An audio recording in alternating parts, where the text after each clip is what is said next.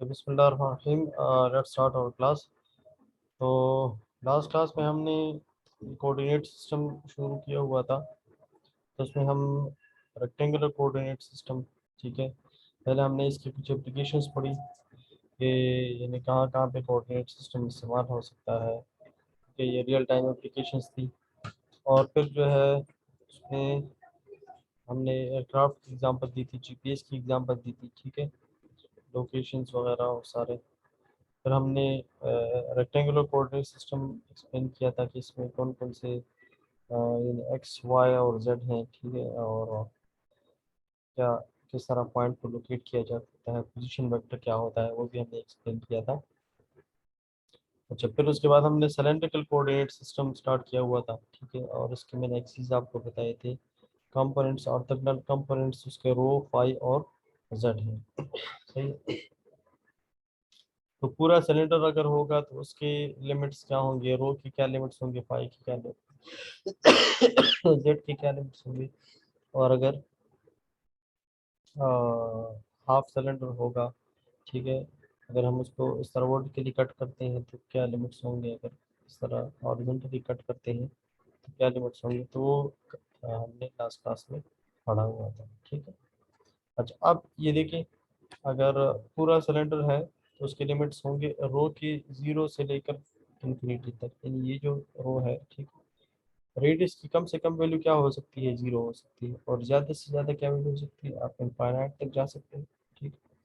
इसी तरह जो सर्कुलर वो है, ठीक है, बेस है, तो वो उसका एंगल कम से कम कितना हो सकता है, कम से कम एंगल उसका ज़ीरो हो सकता है, और ज़्यादा से ज़्यादा जो है 360 डिग्री, या इसको अगर हम रेडियंस में गए तो टू पाई रेडियंस, सही। तो जो टू पाई रेडियंस है, ये किस चीज़ के बराबर है, 360 डिग्री का, सही। इसी को अगर डिग्रीज में हम कहेंगे तो 360 डिग्रीज, और रेडियंस में कहेंगे तो टू पाई रेडियंस, ठीक है। यानी जीरो, ये अगर जीरो है तो यहाँ से स्टार्ट देगा, ठीक है, और वापस इसी तक आएगा। तो ये हम ये कितने 360 डिग्री का अमूमन हम कैलकुलेशंस उसमें करते हैं, रेडियंस में करते हैं, तो टू पाई रेडियंस होगा, सही। अच्छा, हाइट जो है वो माइनस इंफिनिटी से प्लस इंफिनिटी तक। अब आप कहेंगे कि ये जीरो से स्टार्ट हुआ, इंफिनिटी तक गए, ये भी जीरो से स्टार्ट हुआ 360, मगर ये जीरो से क्यों स्टार्ट नहीं हुआ। असल में हम अ, इस तरह भी सिलेंडर हो सकते हैं जिसकी हाइट जो है वो नेगेटिव में भी हो सकती है, यानी अपने जो प्लेन है, प्लेन से नीचे भी हो सकता है। वो किस तरह, देखिए, इसकी मिसाल मैं आपको वेल की देता हूँ। कुआं, कुआं जो है वो सिलेंड्रिकल शेप है, बिल्कुल सिलेंड्रिकल शेप है। इसके भी रो और रो फाई और जेड लिमिट्स हैं, बिल्कुल हैं। अगर इसके जो जेड लिमिट्स हैं वो यानी नेगेटिव में होंगे, माइनस, फॉर एग्जांपल अगर फीट्स में मैं कहूँगा तो अगर फॉर एग्जांपल 100 फीट तक आप गएंगे तो -100, ठीक है, जेड। और ये कहाँ तक आप लेवल बिल्कुल ज़मीन के साथ वो करते हैं तो ज़ीरो होगा। अमूमन हम इसका जो है लेवल ज़मीन से थोड़ा ऊपर बनाते हैं ताकि इस पर कोई इस तरह का ढक्कन वगैरह रखें, या इसमें पानी निकालना, ताकि कोई दीवार हो जो कि अगर ये फॉर एग्जांपल ये ज़मीन है और ये कुआं है, तो हम थोड़ा हाइट रखते हैं सेफ्टी पर्पज़ के लिए, सही है। तो अगर ये है तो फिर आप फॉर एग्जांपल आप 2 फीट हाइट रखते हैं, ज़्यादा हम आपको पता नहीं रखते, ठीक है। तो -100 से 2 तक होगा। तो कहने का मकसद ये है कि नेगेटिव भी हो सकता है इसमें, सरेंडर कर उसकी मैंने आपको मिसाल दी बेल की, ठीक है, कुएं की। तो ये नेगेटिव्स में भी हो सकते हैं, ठीक है। अच्छा, ये तो पूरे सिलेंडर के, और अगर आप हाफ सिलेंडर बनाते हैं तो फिर कल जिस तरह हमने वो किया हुआ था कि जीरो से जो है 45 डिग्री तक हमने एक स्लाइस बनाया था केक का, सही। तो इस तरह के लिमिट्स चेंज हो सकते हैं, वेरी हो सकते हैं, सही।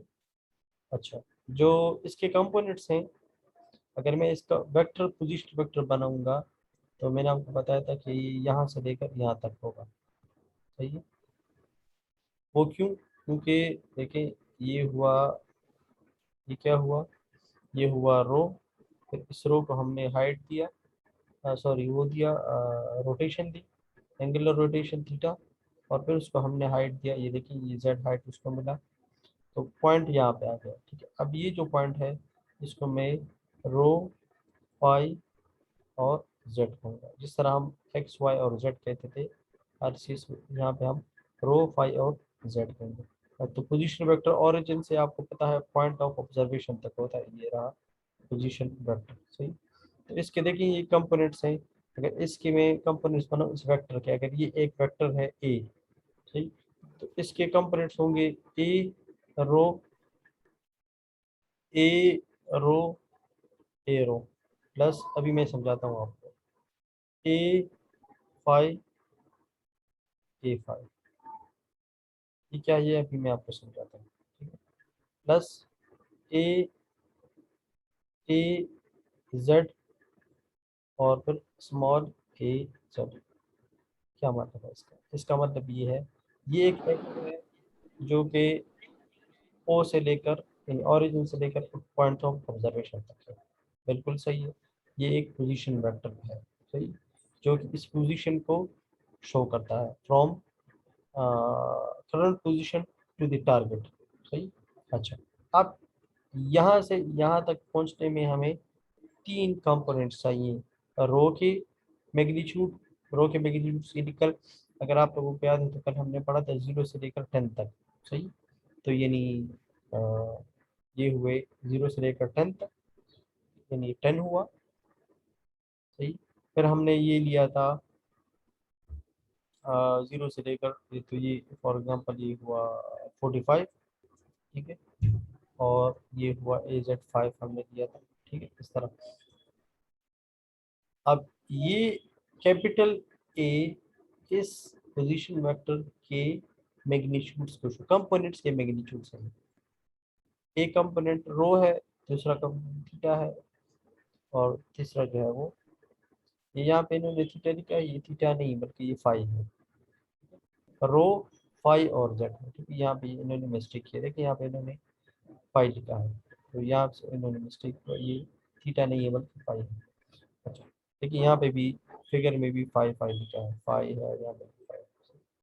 ओके, सो ये तीन कंपोनेंट्स हैं, इनकी ये मैग्नीट्यूड जो है कैपिटल से शो होंगे, और इनकी जो डायरेक्शन है ये वाला डायरेक्शन है, देखिए ये डायरेक्शन, ये डायरेक्शन, और इन जेड किस जानिब है, ऊपर की तरफ है, रो किस जानिब है, वो इस, और फाई, चूंकि मैंने आपको बताया था कि ये असल में हम क्या करेंगे कि अ, ये रो है तो इसको हम रोटेशन देंगे इस तरह, ठीक है, तो आप कहीं पे भी वो आप काट सकते हैं, यहाँ तक भी आप कर सकते हैं, यहाँ पे भी कर सकते हैं, यहाँ पे भी कर सकते हैं, कोई भी आप लेंगे वो थीटा, अगर फॉर एग्जांपल ये है तो थीटा जो है वो इस जानिब हम ले लेंगे, ठीक है, ये एस जी को आर थीटा की उस पे है, ये फिर हम बाद में पढ़ेंगे,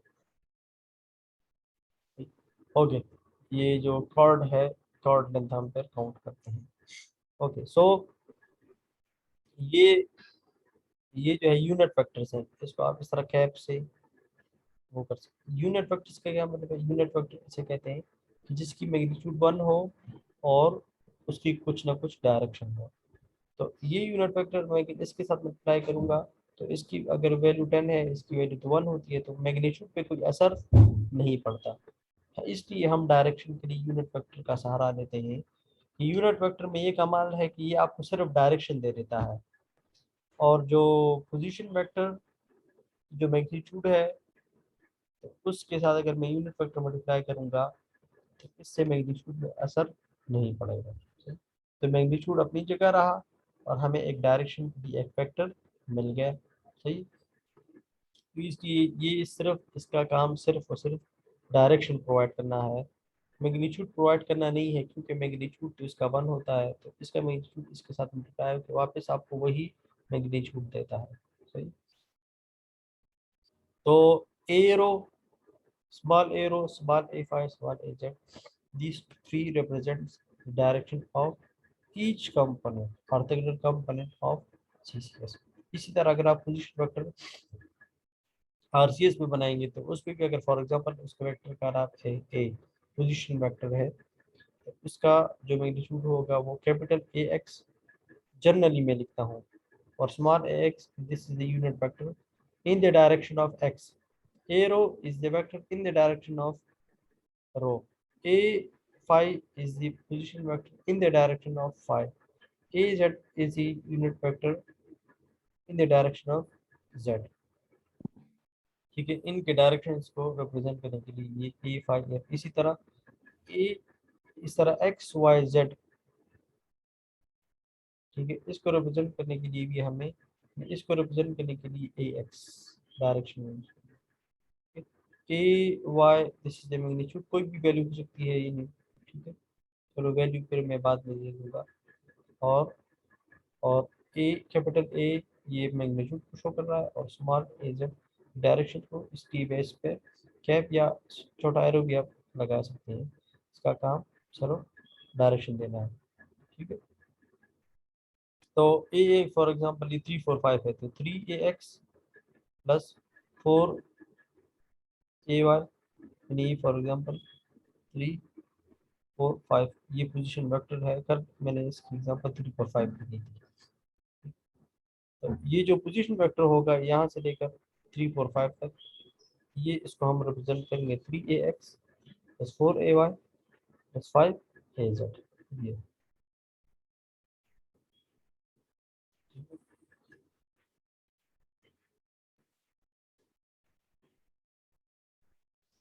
ओके।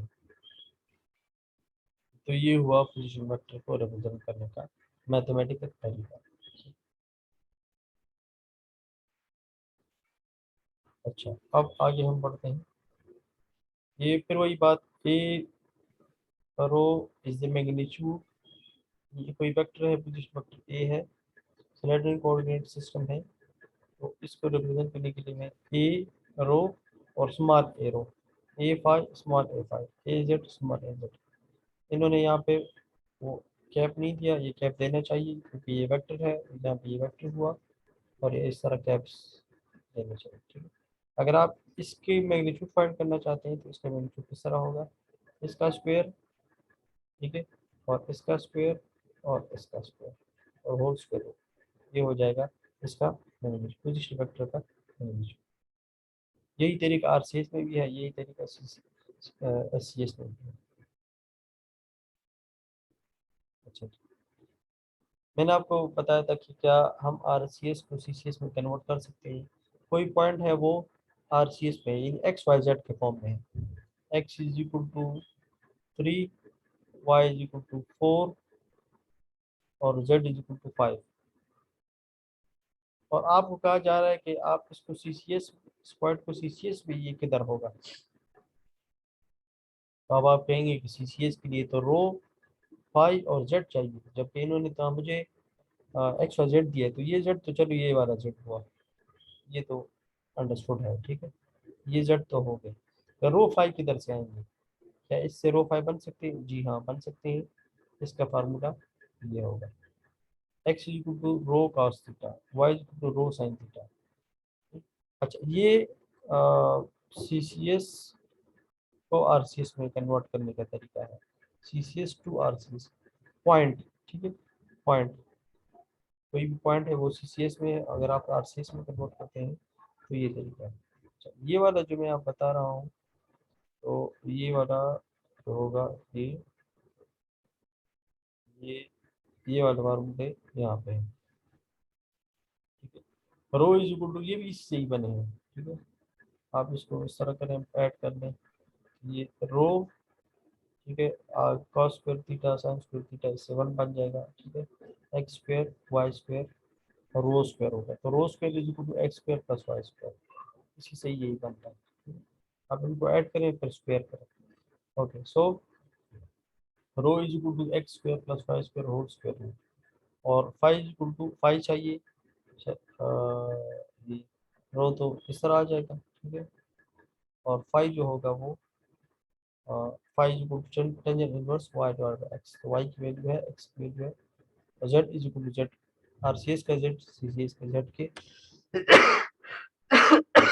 बराबर है, क्लियर हुआ। अच्छा, तो ये रहा CCS को देखें, वही वही बात फिगर में आप देखें, ये x है, ये y है, सही, ये z तो वही पुराना वाला z है। तो इस ये जो रो है, रो, इसके दो कंपोनेंट्स बनेंगे। एक वो जो फाई के अपोजिट है, तो फाई के अपोजिट जो एंगल होगा वो y कंपोनेंट होगा। y is equal to rho sine phi, तो ये इसलिए y is equal to rho sine. और जो x कंपोनेंट होगा, चूंकि ये है 90 डिग्री, आपको पता है, सॉरी ये वाला है 90 डिग्री, ये हुआ, ये भी रो साइन फाइव, ठीक है, और ये वाला भी हुआ रो cos फाइव, ठीक है। तो ये वाला जो है, ये क्या है, ये हाइपोटेन्यूज है, सही, क्योंकि ये वाला जो एंगल है ये 90 डिग्री होता है, तो ये वाला हुआ हाइपोटेन्यूज। ये जिधर रो का वो है, ठीक है, लाइन है, ये रो वाली लाइन जो है ये हाइपोटेन्यूज है। ओके, सो फाइव, अच्छा, तो x इक्वल टू रो, एक x कंपोनेंट होगा रो का और एक y कंपोनेंट होगा। तो x कंपोनेंट जो है वो रो कॉस फाइव होगा, ये यहाँ पे, और जो y कंपोनेंट होगा वो रो साइन फाइव, और z ये पोजीशन यहाँ पे, ये पॉइंट लोकेट हुआ है रो फाइव और z का, ठीक है। अच्छा, ये अगर आप यूनिट वेक्टर्स में देखते हैं तो भी इस तरह है, ए x cos A rho minus sign ए रो, यहाँ से इन्होंने ग्राफिकली इसको रिप्रेजेंट किया है, सही। ये एरो है, ठीक है, तो एरो का कॉस कंपोनेंट कौन सा होगा, ये है, और साइन कंपोनेंट जो है वो कौन सा वाला है, ठीक है, तो ये sine component of a phi है। इसको इससे सेपरेट करेंगे तो आपको एक्स, एक एक्स कंपोनेंट आ जाएगा, सही, इस तरह वाई करेंगे। सो साइन फाइव ए फाइव प्लस, अगर आपको यूनिट वेक्टर फाइंड करना है, ठीक है, इस यूनिट वेक्टर को हम डायरेक्टली भी लिखते हैं, इसकी जरूरत नहीं है। अच्छा, इस तरह अगर ये तो ए x a y a Z को फाइंड करने का वो है इन टर्म ऑफ ए रो और ए फाइव। अगर a rho a five a z find करना है in term of a x a y a z, तो फिर ये वाला वो है, ये वाला फाउंड है। इसके साथ CCS सिलेंड्रिकल कोऑर्डिनेट सिस्टम भी खत्म हुआ, और अब हम स्फेरिकल कोऑर्डिनेट सिस्टम में करेंगे, सही। स्फेरिकल कोऑर्डिनेट सिस्टम में इसकी एग्जांपल जो है वो स्फेयर है, ठीक है, इसलिए इन्होंने स्फेरिकल एग्जांपल दी है। फॉर एग्जांपल फुटबॉल है, या दुनिया दुनिया जो है, या एग है, ठीक है, या अर्थ, जो गोल अर्थ, ठीक है, चाहे पूरा स्फेरिकल ना भी हो। अब आप कहेंगे एग तो स्फेयर नहीं है, मगर ये फिर भी स्फेरिकल कोऑर्डिनेट सिस्टम में आता है, ठीक है। तो ये चीज़, इसके जो वो है वो क्या है, आर, ठीक है, और थीटा और फाइव, ठीक है। आप इस तरह आप क्या करेंगे, पहले आप आर को ड्रा कर लेंगे, ये रहा आर, है ना, फिर आप इसको रोटेट कर लेंगे फॉर 180 डिग्री, सही, इसको रोटेट कर लेंगे, सही है। अच्छा, जब इसको आप रोटेट करेंगे इस तरह, तो इससे 180 डिग्री बन जाएगा, इस तरह डी शेप बन जाएगा, ठीक है। इस तरह आपने रोटेशन दी इसको। अब आपने इसको 180 डिग्री रोटेशन दी, अब आप इसको क्या करें, इसको पूरा इस तरह घुमा दें, इस तरह घुमा दें, ठीक है ना। तो आप इस तरह घुमाएंगे तो इससे पूरा एक क्या बन जाएगा, हाँ, फुटबॉल बन जाएगा, तो फिर ये 360 डिग्री होगा।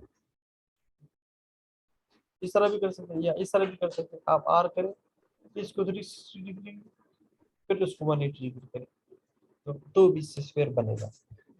तो कहने का मकसद ये है कि इसमें से एक 180 डिग्री में देखिए मैंने आपको कहा कि आर मैंने ड्रा किया, कोई रेडियस किया, फॉर एग्जाम्पल फुटबॉल में फुटबॉल बनाना चाहता हूँ, फुटबॉल का एक रेडियस होगा, तो सेंटर से मैं पहले आर ड्रा करूँ, फिर को मैं इस तरह रोटेट करूंगा तो इससे डी बन जाएगा, डी शेप। जिस तरह आप वो बिजली चली जाती है और पंखा आप इस्तेमाल करते हैं, वो हाथ वाला पंखा, वो बन जाएगा। ठीक है, अब आप इसको इस तरह रोटेट करें, जब इस तरह रोटेट करेंगे तो पूरा इससे 360 डिग्री तक, तो फिर ये इससे पूरा वो फुटबॉल बन जाएगा। सही, पूरा स्फेयर बन जाएगा।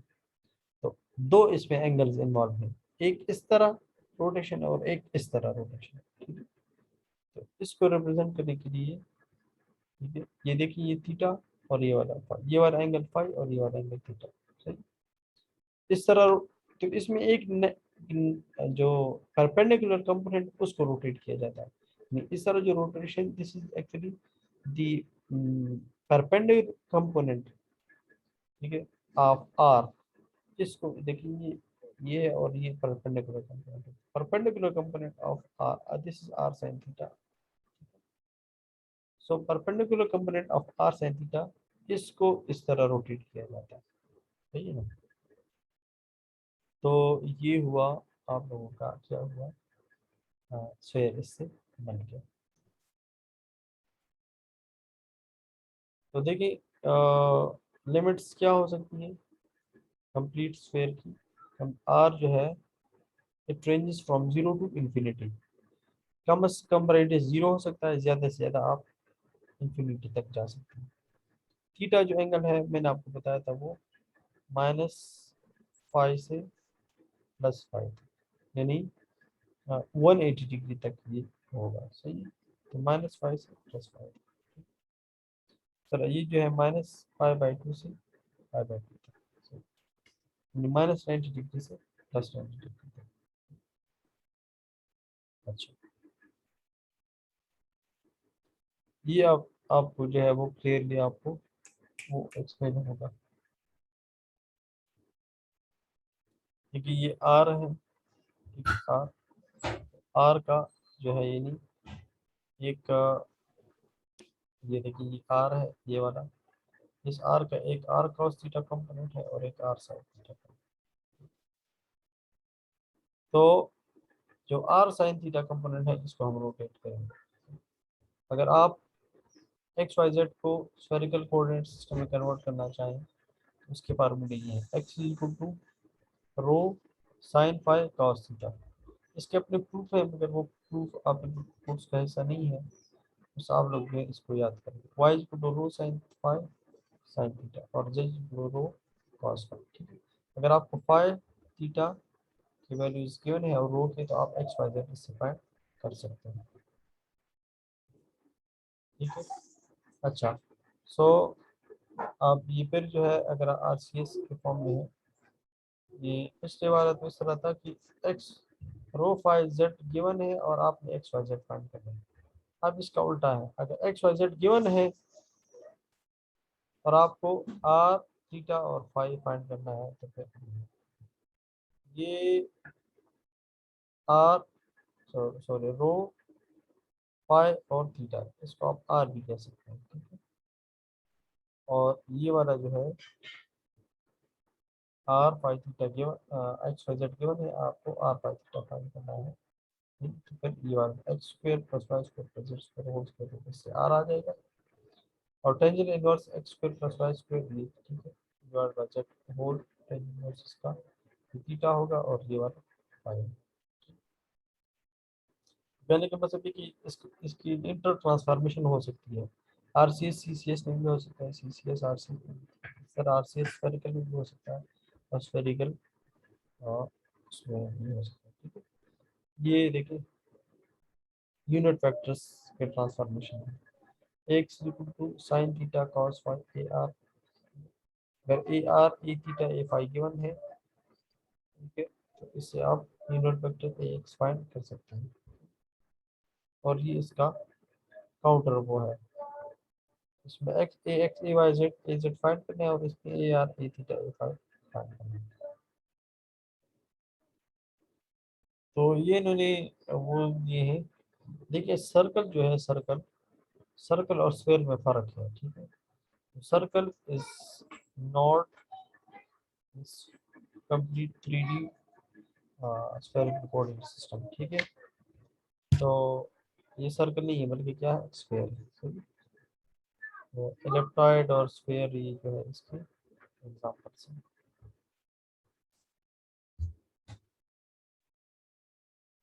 जियोग्राफिक कोऑर्डिनेट सिस्टम, ठीक है, इसमें आपको लेटीट्यूड, लॉन्गिट्यूड, ये जो है एलिवेशन, अज़ीमुथ, एंगल, ये सारे जो है आपको रिक्वायर्ड होते हैं।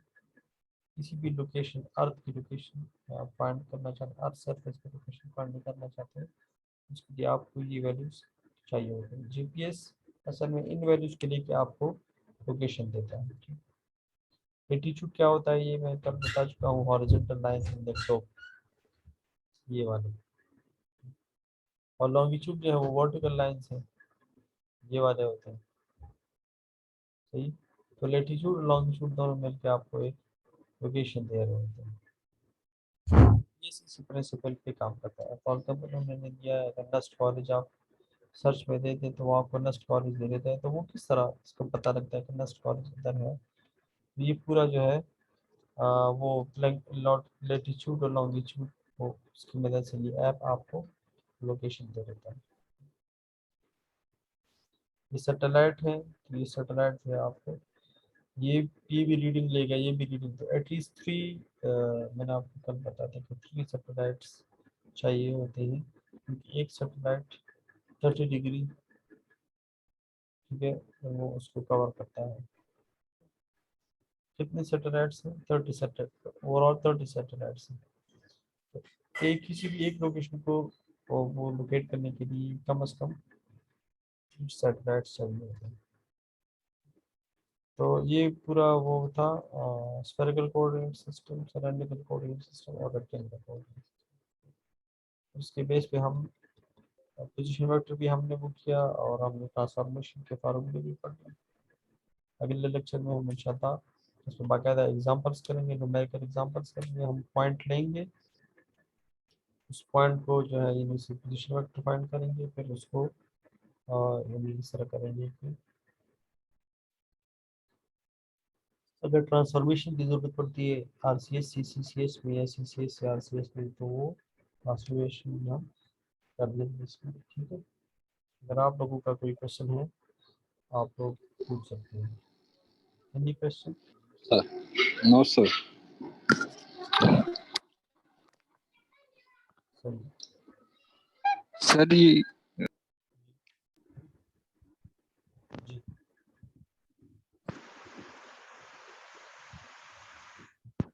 जी, एनी क्वेश्चन? no, sir. ठीक है।